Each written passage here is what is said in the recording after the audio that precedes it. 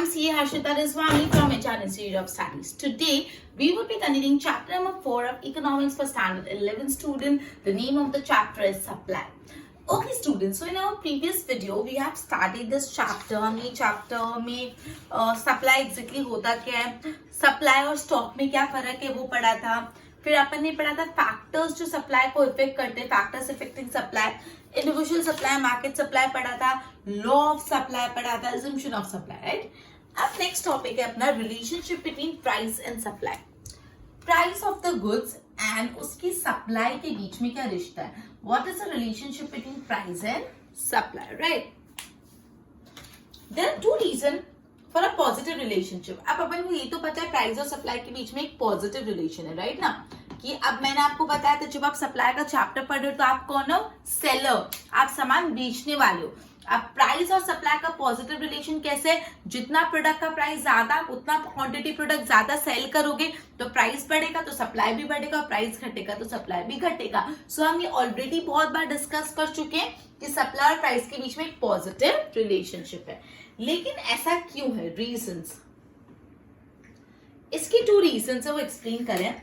Seller pursue the objective of profit maximization. When price rises, they see possibility of increased profit. Thus, they supply more at a higher price. अब seller, अगर आप seller हो, आपके मन में हमेशा क्या होगा, ज्यादा प्रॉफिट कमाना है. तो सेलर के मन में एक ही कंसेप्ट होता है, प्रॉफिट को मैक्सिमाइज करना. और जब प्राइस बढ़ रही है तो वो चाहेगा मैं ज्यादा से ज्यादा यूनिट बेचूं और मेरा प्रॉफिट इंक्रीज करूं. तो पहला रीजन इसका है कि सेलर को प्रॉफिट मैक्सिमाइज करना है, सेलर को क्या करना है, प्रॉफिट को इंक्रीज करना है. दूसरा reason, when price rise, those producers who are not willing to sell the stock at lower price start selling the stock. अब से फॉर एग्जाम्पल कोई चीज 10 रुपए की थी तो कुछ कुछ ऐसे प्रोड्यूसर होते हैं, they were not willing to sell it, उनका प्रोडक्ट 10 रुपए में, उनका तो इस प्रोडक्ट की तो 12 रुपए वैल्यू है तो वो नहीं बेच रहे. लेकिन जैसे वो 12 रुपए की हुई तो वो भी बेचने लगे. मतलब जैसे कोई प्रोडक्ट की प्राइस बढ़ रही है तो वो प्रोड्यूसर जो अपना प्रोडक्ट नहीं बेच रहे थे क्योंकि वो सस्ते में बिक रहा था वो भी बेचने लग जाएंगे तो ऑब्वियसली सप्लाई बढ़ जाएगी. तो स्टूडेंट्स वंस अगेन अटेंटिव रहना, प्राइस और सप्लाई के बीच में पॉजिटिव रिलेशनशिप है, ये हम पढ़ चुके. लेकिन पॉजिटिव रिलेशनशिप क्यों है, पहला उसका रीजन है कि प्रॉफिट मैक्सिमाइजेशन. सेलर चाहता है उसको ज्यादा प्रॉफिट मिले और ज्यादा प्रॉफिट मिलने के लिए वो ज्यादा सेल करेगा. और दूसरा रीजन है कि जो ऐसे प्रोड्यूसर्स है जो कम प्राइस पे नहीं बेच रहे थे, अब जब प्राइस बढ़ जाएगी तो उनका भी सप्लाई बढ़ जाएगा. Clear. Next is change in supply. अब change in supply again 2 type के, expansion and contraction of supply and increase and decrease in supply. Next topic है चेंज इन सप्लाई. अपन ये चीज चेंज इन डिमांड पढ़ चुके हैं 3rd चैप्टर में, उसमें भी इंक्रीज और डिक्रीज इन डिमांड और एक्सपांशन और कॉन्ट्रैक्शन ऑफ डिमांड था. सिमिलरली यहाँ पे भी सबसे पहला है चेंज इन सप्लाई में expansion and contraction of supply और दूसरा है increase and decrease of supply. अब देखते हैं दोनों में क्या फर्क है. सबसे पहले expansion and contraction. When all factors are assumed to remain constant, when the price is varied, there's expansion and contraction of supply. Students याद करना, मैंने डिमांड में ही बताया था, जैसे अपन ने पढ़ा है जितने भी दूसरे फैक्टर्स है वो कांस्टेंट रहते हैं. तो जब प्राइस बढ़ेगा तो सप्लाई एक्सपांड होगी और जब प्राइस कम होगा तब सप्लाई कॉन्ट्रैक्ट होगी. लेकिन उसके लिए बाकी के सारे फैक्टर्स कैसे रहने चाहिए, कांस्टेंट. तो उसको एक्सपांशन, मतलब जब प्राइस की वजह से सप्लाई बढ़ रही है घट रही है उसको एक्सपांशन और कंट्रैक्शन बोलते हैं. तो एक्सपांशन और कंट्रैक्शन में अदर फैक्टर्स कांस्टेंट रहेंगे और जब प्राइस बढ़ेगी सप्लाई एक्सपांड होगी और जब प्राइस घटेगी सप्लाई कॉन्ट्रैक्ट होगी. Is it clear. Okay. Other factors जो हैं जैसे cost of production, number of seller, level of technology, ये सब अदर फैक्टर्स में आते हैं. ओके. तो अब है ना ये एक्सपांशन और कॉन्ट्रैक्शन ऑफ डिमांड को एक फिगर के थ्रू समझाया गया. एक बार फिगर के थ्रू फटाफट समझ लेते हैं तो और ज्यादा क्लियर हो जाएगा. एक्सपेंशन एंड कॉन्ट्रैक्शन में बाकी के सारे फैक्टर्स कांस्टेंट रहेंगे, ये मत भूलना. देखो x axis y axis, just give me a minute.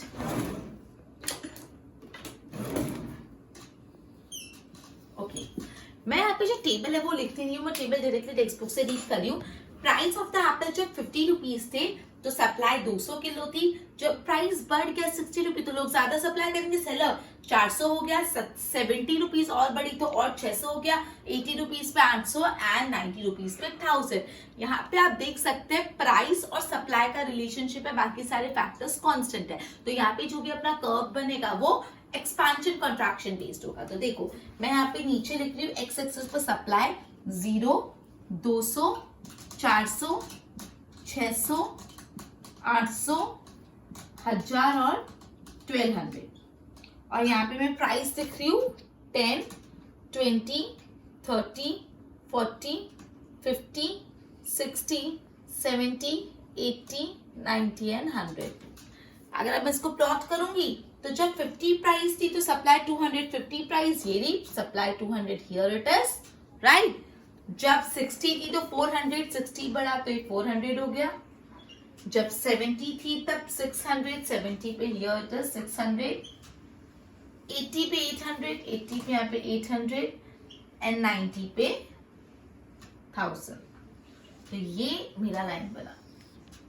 Okay अगर मैं इसको फिक्स पॉइंट मानू 600 को, तो 600 से जो बढ़ रहा है ये हो गया expansion of supply, expansion because बढ़ रहा है, और ये हो गया कॉन्ट्रैक्शन।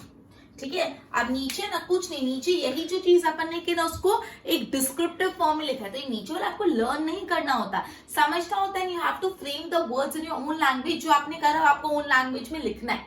सो इसको लर्न नहीं करना, ये सिर्फ समझना है। Okay, you can write by your own. Okay, तो एक्सपांशन और कंट्रैक्शन अगेन स्टूडेंट हम चेंज इन सप्लाई पर है। चेंज इन सप्लाई दो वजह से होता है, expansion and contraction, increase and decrease. Expansion contraction में बाकी सारे फैक्टर्स कांस्टेंट रहते हैं, सिर्फ प्राइस बदलता है, अकॉर्डिंगली सप्लाई बदलती है। अपन ने शेड्यूल से भी, डायग्राम एक से भी समझ लिया। ठीक है, अब नेक्स्ट है increase and decrease in supply.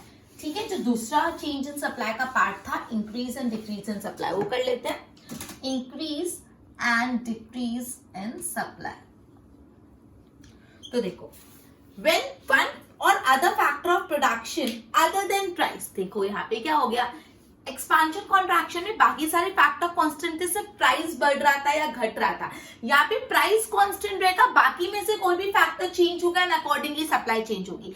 ये बहुत ही इजी सी चीज है, एक बार खाली डिफरेंस समझ जाए तो आपको आंसर हमेशा क्लियर हो जाएगा। ठीक है, तो एक और बार रिपीट करिए, अगर नहीं ध्यान दे तो प्लीज ज्यादा ध्यान देना। अभी सुनो, जो अपन एक्सपांशन कॉन्ट्रैक्शन बढ़ते उसमें ऑल अदर फैक्टर्स कांस्टेंट रह रहे थे और प्राइस बढ़ रहा था तो डिमांड सप्लाई एक्सपांड एंड घट रहा था तो कॉन्ट्रैक्ट, मतलब प्राइस के कारण सप्लाई चेंज हुई थी।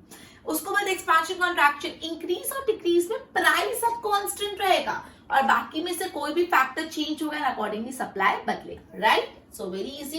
When one or other factor other than price change in favor of supply, then the goods is rightward upside in the supply curve. मतलब बाकी के कोई भी फैक्टर सप्लाई के फेवर में चेंज हो रहे हैं, सप्लाई के फेवर में चेंज हो रहे हैं, मतलब ऐसे चेंज हो रहे हैं जिससे सप्लाई इंक्रीज होगा। क्लियर?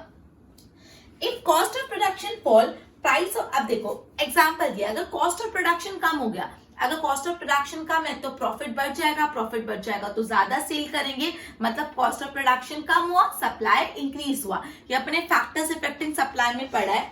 तो यही बात बोले, ये सब चीजों को एक्सप्लेन किया है। देखो अब अगेन इस चीज को एक फिगर के थ्रू एक्सप्लेन किया है। मैं ये डायग्राम बना रही हूँ। एक्स एक्सिस पे price of the apples in supply 20, 100, 20। देखो यहाँ पे क्या हो रहा है, प्राइस 20 है, एप्पल का सप्लाई 100, वापस प्राइस 20 है, सप्लाई 200, प्राइस 20, 300, मतलब प्राइस कांस्टेंट है, इससे तो इंक्रीज एंड डिक्रीज है। आपको टेबल से ही पता चल जाएगा expansion contraction increase and decrease है। यहाँ पे प्राइस कांस्टेंट रही है स्टूडेंट, बाकी जो सप्लाई है वो बदल रहा है बिकॉज ऑफ अदर फैक्टर। तो देखो अगर यहाँ पे मैं सप्लाई लिख दूं 100, 200, 300, 400, 500 और सप्लाई में 10, 20, 30, 40, 50। तो देखो प्राइस 20, 100, 20 हर जगह ये ऐसा कर्व बनेगा। ठीक है, एक लाइन। ठीक है, मतलब सप्लाई कितना भी बदल रहा है, प्राइस यहाँ पे कांस्टेंट रह रही है, क्योंकि इसी को तो बोलते हैं इंक्रीज एंड डिक्रीज। ठीक है, तो अपन ये टॉपिक पढ़ा change in the supply. Change in supply में तो बहुत इंपॉर्टेंट, अब ये अगेन जो एक्सप्लेन किया हुआ है ना, वो जो चीज अपन ने की उसको थियोरेटिकली एक्सप्लेन किया हुआ है। तो अपन ने पढ़ा चेंज इन सप्लाई का टॉपिक जो था expansion and contraction of supply and increase and decrease in supply. Expansion contraction में बाकी फैक्टर कांस्टेंट रहते हैं, प्राइस बदलता है। इंक्रीज डिक्रीज में प्राइस कांस्टेंट रहता है, बाकी फैक्टर्स बदलते हैं। Good. Next topic is exception to the law of demand. जैसे हमने exception to the law of supply exception to the law of demand हमने प्रीवियस चैप्टर में पढ़ा था, सब्स्टिट्यूशन इफेक्ट और ये सब। अब अपन पढ़ रहे exception to the law of supply. Exception मतलब अपवाद, अपवाद मतलब एक्सेप्शन मतलब कि नॉर्मली ऐसा होता है, लेकिन कभी कभार ऐसा उल्टा हो सकता है।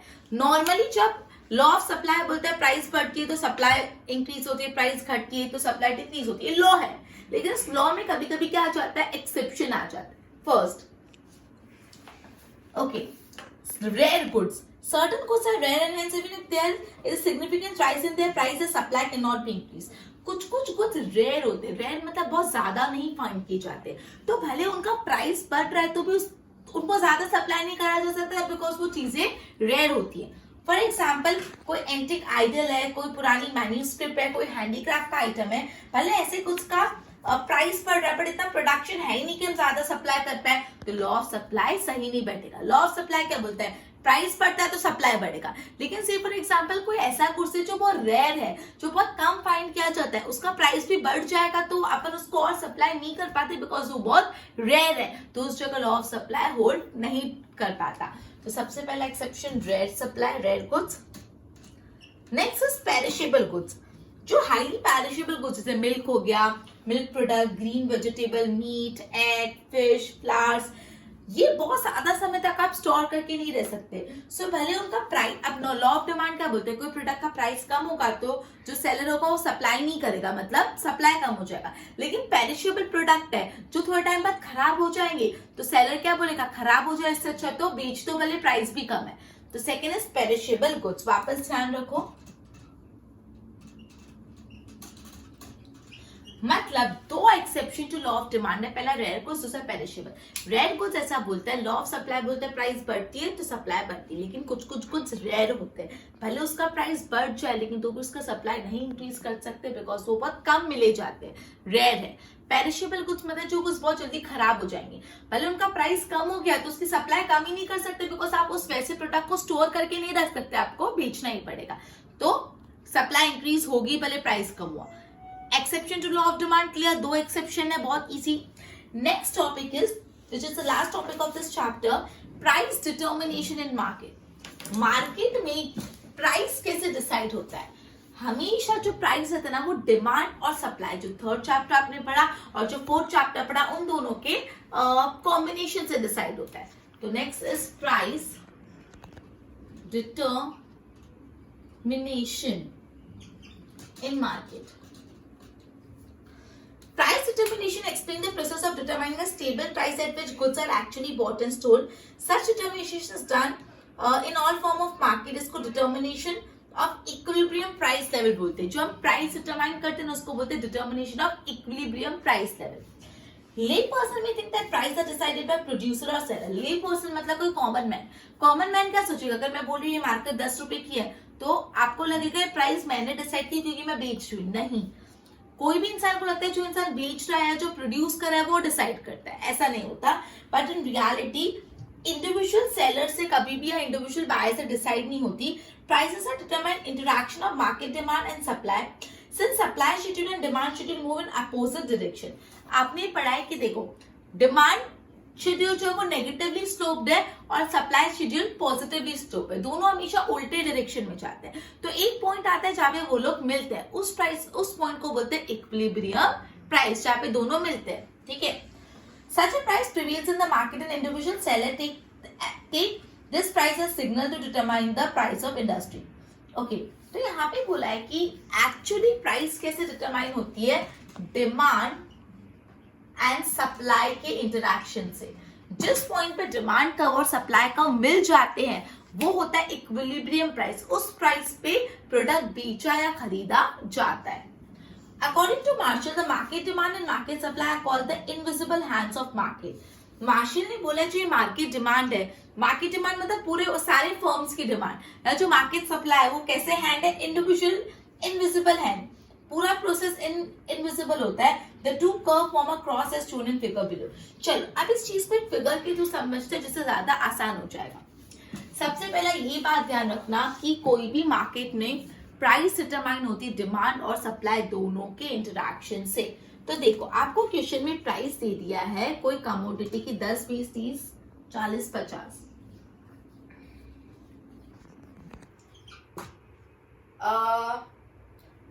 प्राइस डिमांड 1000, 800, 600, 400, 200 और इसी चीज का सप्लाई 200, 400, 600, 800, 1000.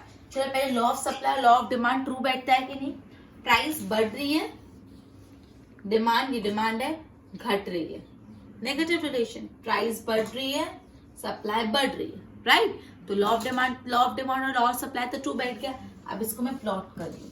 तो देखो मैं डिमांड और सप्लाई दोनों को है ना एक्स एक्सिस पे लिख देती हूँ. 200 से 1000 तक जाना है तो 200 का गैप ले लेती हूँ. 200, 400, 600, 800, 1000. और प्राइस कहाँ से कहाँ तक है, 10 से 50 ना. तो 10, 20, 30, 40 ले लेती हूँ वाई एक्सिस पे. 10, 20, 30, 40. अब मैं पहले क्या करती हूँ, डिमांड को प्लॉट करती हूँ. जब प्राइस 10 तो डिमांड 1000. हियर फर्स्ट 20 पे 800, 30 पे 600, 40 पे 400, 50 पे 200. तो ये मेरा जो है बना डिमांड कर्व. ठीक है, इसको मैं लाइन कर देती हूँ. Just a minute.